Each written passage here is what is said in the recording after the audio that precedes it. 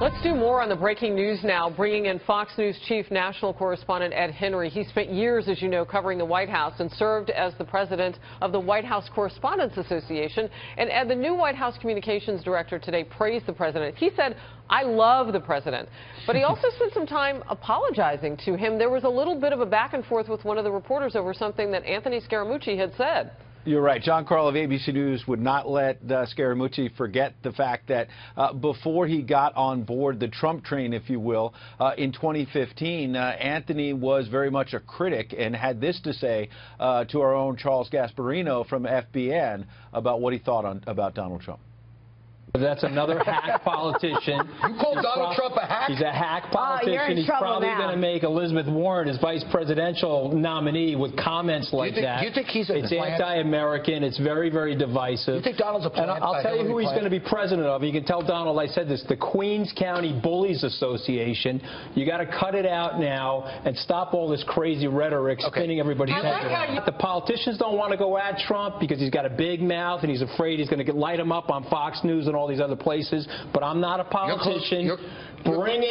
So why is he resonating? You're an inherited money dude from Queens County. Bring it, Donald. Now, to be fair, obviously the context here is every 4 years, whether they're Democratic or Republican operatives, fundraisers out there, they sometimes pick the wrong horse, if you will, and have to eat their words. And Anthony Scaramucci was very clear in that briefing room about apologizing and trying to move on. Watch. One of the biggest mistakes that I made, because I was an unexperienced person in the world of politics, I was supporting another candidate. I should have never said that about him. So, Mr. President, if you're listening, I personally apologize for the 50th time for saying that. But here's the wonderful thing about the news media. That was 3 minutes of my life. He's never forgotten it, and you've never forgotten it. But, you know, I hope that someday, Mr. President, you'll forget it. And Anthony Scaramucci very clearly, Harris, showed his savvy on this, at least this one point, which is that the most important person that you're speaking to from that podium who is watching the briefing is the President of the United States. And that's something that Sean Spicer struggled with because it doesn't seem like he fully had the President's trust throughout his tenure. Yeah, that's really interesting. You know, when you talk about Scaramucci and who he had backed before, he raised a lot of money for Scott Walker, governor of Wisconsin, and then he backed Jeb Bush.